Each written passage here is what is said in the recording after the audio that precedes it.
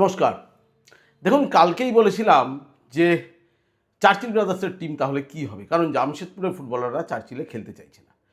এবং গতকাল যেরকম বলেছিলাম যে জামশেদপুর ম্যানেজমেন্টের সঙ্গে, জামশেদপুর এফসি ম্যানেজমেন্টের সঙ্গে তাদের যে ১২ জন ফুটবলার প্রণয় রায়রা তাদের বসার কথা ছিল। তো স্বাভাবিকভাবে সবাই জানতে চাইছেন যে কী হলো।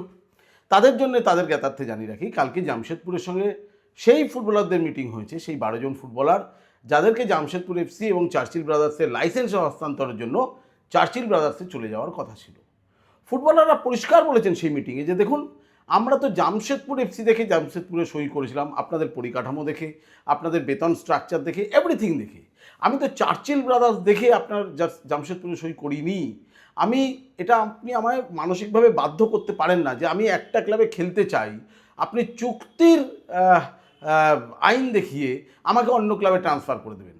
আমি সেই ক্লাবে ভালো থাকবো কি না, আমি সেখানে খেলতে চাই কি না, সেটা তো সবচেয়ে বেশি জরুরি। তো এটা কালকে চার্চিলের যেতে যাওয়া যে ফুটবলারদের ১২ জন ফুটবলারকে চুক্তির ফলে ওখানে চলে যাওয়ার কথা, সেই ফুটবলাররা আলোচনায় বসেছিলেন জামশেদপুর এফসির সঙ্গে, যেখানে ১২ জন ফুটবলারের বেশিরভাগ ফুটবলারই জানিয়ে দিয়েছেন যে আমরা চার্চিল ব্রাদার্সে খেলতে চাই না। কারণ আমাদের সঙ্গে আপনাদের কথা হয়েছিল আগেই যে যদি জামশেদপুর এফসি ক্লাব বন্ধ হয়ে যায় তাহলে অ্যাটলিস্ট আমাদের বেতন ক্লিয়ার করে দিয়ে, ডিউজ যেগুলো আছে ক্লিয়ার করে দিয়ে আমাদেরকে এনওসি দিয়ে দেওয়া হবে, আমরা মুক্ত। তারপরে আমি চাইলে চার্চিলে যেতে পারি, আমি চাইলে ইন্টারকাশি যেতে পারি, আমি চাইলে মোহনবাগান, নিজমহল, যেখানে খুশি যেতে পারি, বাট ডিপেন্ড অন আস। এবং আমাকে কেউ নাও নিতে পারে, সেটাও তো আমার উপর, কিন্তু আমি ঠিক করবো যে আমি কোথায় খেলবো। চুক্তির ফলে আমায় বাধ্য করতে পারেন না যে আমাকে খেলতে হবে চার্চিল ব্রাদার্সে। সো জামশেদপুর এফসির কর্তাদের সঙ্গে প্রণয় রায়দের কাল মিটিং হয়েছে, সন্ধ্যেবেলা বসেছিল তারা। এই মিটিংয়ের পর যেটা ঠিক হয়েছে, জামশেদপুর এফসির ম্যানেজমেন্ট তাদের কথা দিয়েছে যে ২-৩ দিনের মধ্যে পুরো বিষয়টা জানিয়ে দেবে। মৌখিকভাবে কথা দিয়েছে যে তারা চেষ্টা করছে যে প্রত্যেকটি ফুটবলারের ডিউজ মিটিয়ে দিয়ে তাদেরকে মুক্ত করে দিতে, অন্ততপক্ষে এনওসি দিয়ে দিতে, যাতে প্লেয়াররা নিজস্ব সিদ্ধান্ত নিয়ে। তবে আবার বলছি, এসবটাই কিন্তু মৌখিক কথা হয়েছে, এখনও অবধি কিন্তু সাইন হয়নি যে হ্যাঁ আমি তোমাদের ডিউজ দিয়ে দিলাম বা তোমাদেরকে এনওসি দিয়ে দিলাম। যতক্ষণ না ডিউজ পাচ্ছে এবং এনওসি পাচ্ছে ততক্ষণ বলা যায় না, কারণ ভারতীয় ফুটবলে कुछ भी हो सकता है। ওই সেই অনুপম খেরের অনুষ্ঠানটার মতো মনে হয় যে ভারতীয় ফুটবলে कुछ भी हो सकता है। সো কিন্তু চার্চিলে খেলতে চায় না জামশেদপুরের ফুটবলাররা, বেশিরভাগ ফুটবলারই। কাল জামশেদপুর এফসি কর্তাদের কিন্তু বলে দিয়েছে, ওরা মুখে শুধু বলেনি, যেটা বলেছে সেই কাজটাও করেছে। মিটিংয়ে বসছে এবং মিটিংয়ে বসে বলেছে যে আমাদেরকে প্লিজ এনওসি দিন, দেন উইল ডিসাইড যে আমরা কোথায় খেলবো। সঙ্গে এটা একটু ব্যাপার। এর মধ্যেই আবার জনৈক ডেরিক ডায়াস বলে একজন ভদ্রলোক, গোয়া থেকে, তার পরিচয় জানা যাচ্ছে না, গোয়ার একটা অ্যাড্রেস দিয়েছে।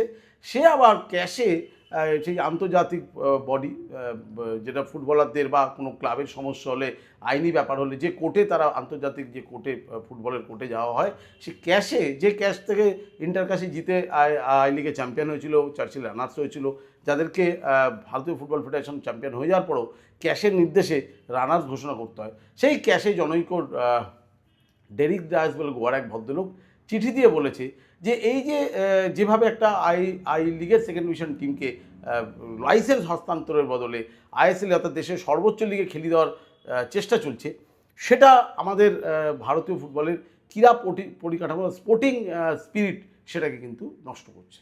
স্পোর্টিং সঙ্গে আপনারা ক্যাশ প্লিজ এটার মধ্যে হস্তক্ষেপ করুন, এটার মধ্যে স্টে আনুন বলেছে। ক্যাশকে অনুরোধ করেছেন ডেরিক ডায়াস, তাকে আবেদন করে ক্যাশের কাছে চিঠি দিয়ে যে প্লিজ এটার মধ্যে স্টে অর্ডার আনুন, এইভাবে ইমিডিয়েট যেন এটা হস্তান্তর না হয়, এটা ভারতীয় ফুটবলের পরিকাঠামোকে নষ্ট করছে। স্বাভাবিকভাবে মানে ডেরিক ডায়াস, তিনি ফুটবলার, তিনি কর্মকর্তা, তিনি সাধারণ একজন নাগরিক, কিছুই তিনি জানাননি কোন পক্ষ। স্বাভাবিকভাবে ক্যাশ ডেরিক ডায়াসকে পাল্টা মেল পাঠিয়েছে যে আপনার স্ট্যাটাসটা কী ধরবো, আপনি কোন পক্ষে, মানে আপনি চার্চিলের পক্ষ, না আপনি জামশেদপুর পক্ষ, না আপনি ফেডারেশন পক্ষ, না প্লেয়ার্স পক্ষ, না আপনি সাধারণ নাগরিক, এটা মানে কী হিসাবে আপনাকে ধরবো? আপনার কিছু স্ট্যাটাস দেওয়া নেই এবং তার ফোন নম্বরও দেওয়া নেই। ওই মেলের মধ্যে ক্যাশকে যেটা পাঠানো হয়েছে তার মধ্যে তার ফোন নম্বরও দেওয়া নেই। স্বাভাবিকভাবেই এখন ওয়েট করতে হবে যে এই ভদ্রলোক, যে জনৈক ডেরিক ডায়াস, কে, তার অ্যাড্রেস দেওয়া আছে, গোয়ার পুরো বাড়ির অ্যাড্রেস দেওয়া আছে, কিন্তু তার ফোন নাম্বার দেওয়া নেই। সো জনৈক ডেরিক ডায়াস তার উত্তরে ক্যাশকে কী পাঠায় সেটার উপর নির্ভর করতে হবে। তবে ক্যাশে যদি চলে যায় তাহলে কিন্তু, যদি এখানকার কোনো লোকাল আইন আদালতে, কিন্তু তাহলে এই ইস্যুটা আবার নিষ্পত্তি হবে না, হবে কিন্তু ক্যাশে, তাহলে পুরো ব্যাপারটা ঝুলে যাবে। ক্যাশ যদি বলে আপাতত ঝুলে থাক, সিদ্ধান্ত নেবেন না, তাহলে কিন্তু ব্যাপারটা আবার ঝুলে যাবে। কিন্তু এর মধ্যেই 13 দলের যে আইএসএল হবে, এটা ফেডারেশন জানিয়ে দিয়েছে। এই কারণেই কালকে ডায়মন্ড হারবারের টাকা দেওয়ার কথা ছিল, বাকি টাকা দুপুর 2টোর মধ্যে তারা টাকা দিতে ব্যর্থ হয়। ডায়মন্ড হারবার আই লিগের চ্যাম্পিয়ন এবং আরও অন্যান্য বাবদ টোটাল 80 লক্ষ টাকা পেত এএফএফ থেকে। এবার ডায়মন্ড হারবারের বক্তব্য ছিল আমায় দিতে হবে 1,10,00,000, তো প্রথম 55 লক্ষ কিস্তির প্রথম 55 লক্ষ তুমি অ্যাডজাস্ট করে নাও, করে নিয়েছিল। বাকি যে টাকাটা ছিল, অর্থাৎ বাকি টাকা তার ছিল তখন আর পেত মাত্র 25 লক্ষ টাকা, 25 লক্ষ টাকা, অথচ দিতে হবে আরও 55 লক্ষ টাকা। সো ওরা একবার চিঠি দিয়েছিল ফেডারেশনকে টাইম নেওয়ার জন্য যে আমাকে আমাদের পাওনা গন্ডা সমস্ত হিসেব বুঝিয়ে দিন, তাতেও হবে না, কারণ পায় মাত্র 25 লক্ষ টাকা, দিতে হবে 55 লক্ষ টাকা, আরও 30 লক্ষ টাকা। এবং কালকে ওটা দিতে পারেনি, কিন্তু ডায়মন্ড হারবার পারলো না কেন? ডায়মন্ড হারবারের যা বক্তব্য, আমার সাথে যা কথা হয়েছে তাতে ওদের বক্তব্য হচ্ছে যে আমরা টাকাটা হয়তো 30 লক্ষ টাকা দিয়ে দিতে পারতাম, কিন্তু ডায়মন্ড হারবারের সারা বছর কলকাতা লিগেও না খেলার জন্য মাঠ পায়নি, স্পন্সর পায়নি, তাদের কাছে একটি মাত্র ফুটবলার নেই। তো আর মাত্র রয়েছে 9 দিন আপনার এই উইন্ডোতে প্লেয়ার চেঞ্জের জন্য। তাই 9 দিনের মধ্যে তারা যদি এই টাকাটা দিয়েও দেয়, আইএসএলের জন্য দল নামাতে পারবে না। এবং আইএসএল নামাতে গেলে মিনিমাম, তার যদি ডায়মন্ড হারবার যদি মিনিমাম একটা খুব খারাপও টিম করে, তাহলেও প্রায় 30 কোটি টাকা লাগবে। এই 30 কোটি টাকা তারা কোথা দিয়ে আনবে? 30 লক্ষ টাকা জোগাড় করার জন্য সম্ভব, হয়তো 30 কোটি টাকা এই মুহূর্তে ডায়মন্ড হারবার এফসির জন্য সম্ভব না। সো যে কারণে তারা এই শুধু অংশগ্রহণ করার জন্য 30 লক্ষ টাকা দিয়ে হাস্যস্কর হতে চায়নি। কারণ ডায়মন্ড হারবার যদি 30 লক্ষ টাকা দিয়ে জাস্ট নাম রাখতো আইএসএলে, টিমটাই নামাতে পারতো না। তার হাতে একটি কোচ নেই, তার হাতে একজন মাত্র ফুটবলার নেই ডায়মন্ড হারবার, এবং কোনো প্র্যাকটিসের মাঠ নেই, কোথায় প্র্যাকটিস করবে? তার উপরে যেটা হচ্ছে একটা টিম প্লেয়ার নিতে গেলে, কোচ নিতে গেলে, দলটা রেগুলার প্র্যাকটিস করাতে গেলে একটা 30-35 কোটি টাকা খরচ আছে। এই টাকাটা দেওয়ার মতো অবস্থা এখন আর ডায়মন্ড হারবারে নেই, কারণ ডায়মন্ড হারবারের সাথে কোনো স্পন্সর নেই, ইনভেস্টারও আসবে না। এবার ডায়মন্ড হারবার চেয়েছিল একইভাবে জামশেদপুরের মতোই, যেমনি চার্চিলকে লাইসেন্স দিয়ে দিয়েছে, তারাও চেয়েছিল লাইসেন্স কাউকে দিয়ে দেবে।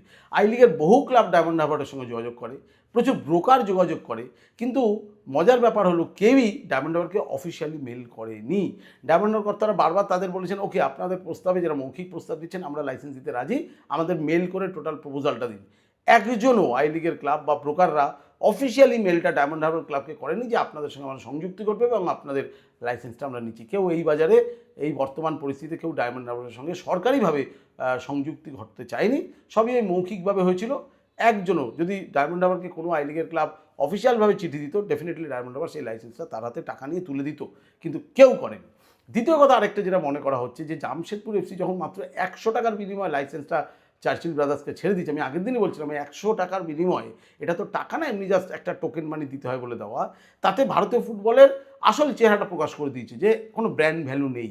100 টাকাতেও হস্তান্তর হয়ে যায়, কোনো ব্র্যান্ড ভ্যালু নেই। জামশেদপুর এফসির মতো একটা ক্লাব, টাটা যার পিছনে রয়েছে, তারা যদি ছেড়ে দেমা কেঁদেবাচি অবস্থা হয় ফুটবল চালাতে গিয়ে, তাহলে কোন ক্লাব হবে? আই লিগের ক্লাবগুলোর এটা তো একটা টনক নড়ে গেছে যে জামশেদপুর এফসি যদি 100 টাকার বিনিময়ে চুক্তি করতে পারে চার্চিলের আইএসএলের জন্য, তাহলে আমরা কেন ডায়মন্ড হারবারকে? নিশ্চয়ই ডায়মন্ড হারবার কয়েক কোটি টাকা চাইছিল এই চুক্তি, মানে লাইসেন্স হস্তান্তরের জন্য, নিজের ব্র্যান্ড ভ্যালু দেওয়ার জন্য।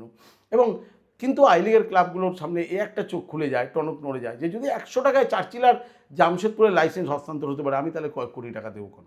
যার ফলে জামশেদপুর শুধু নিজেরই করেনি, পুরো ভারতীয় ফুটবল বাজারটাকে ঘেটে দিয়ে চলে গেছে।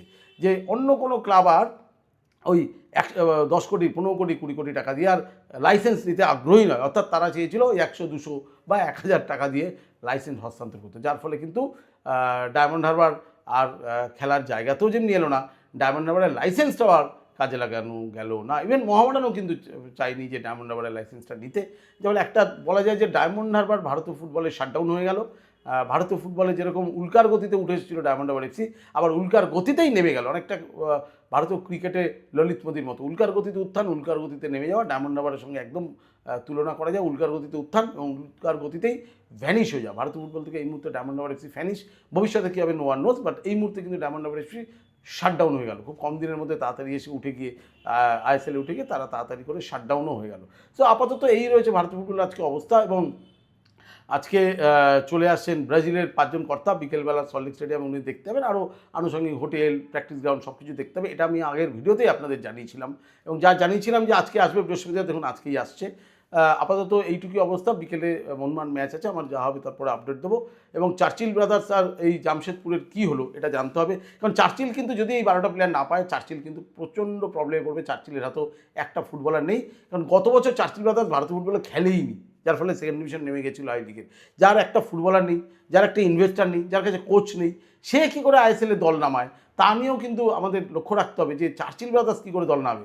আর ইন্টারকাশির যেটা কথা বলছিলাম, ইন্টারকাশির হাতে ইনভেস্টার না থাকলেও চিন্তা নেই, ইন্টারকাশি কিন্তু আইএসএল খেলছে, সে আর হাতে 11 দিন সময় আছে তার ট্রান্সফার উইন্ডো বন্ধ হতে, কিন্তু তারা আশাবাদী এবং নিশ্চিত যে তারা ফুটবলার ঠিক জয়েন করিয়ে নেবে, তারা আইএসএল খেলবেই। ইন্টারকাশি যেভাবে ইন্টারকাশি খেলবে, কিন্তু কোন স্টেট থেকে খেলবে সেটা নিয়ে ইন্টারকাশি একটু চিন্তা আছে, কোথা দিয়ে এবছর তারা আইএসএলে খেলবে। কিন্তু ইন্টারকাশি যদি এখনও ইনভেস্টার না এসে থাকেও, কিন্তু তারা আশাবাদী তাদের আর্থিক সমস্যা হবে না, তারা ঠিক ভালো টিমই শেষ মুহূর্তে লাইক লাস্ট ইয়ার করে নেবে। কিন্তু চার্চিল ব্রাদার্স কী করবে, এই যদি জামশেদপুরে 12 জন ফুটবলারকে চার্চিল ব্রাদার্স না পায়, তাহলে কিন্তু চার্চিল কী করবে জানি না। চার্চিলের হাতে কোনো ইনভেস্টার নেই। এই 12 জন ফুটবলারের 2-3 দিনের মধ্যে জামশেদপুর জানা যাবে। জামশেদপুর যদি ডিউজ মিটিয়ে যদি এনওসি দিয়ে দেয়, এই প্লেয়াররা চার্চিলে খেলবে নাকি, নো ওয়ান নোজ। এবং তখন বোঝা যাবে যে চার্চিল এবছর আইএসএলে কীভাবে খেলবে।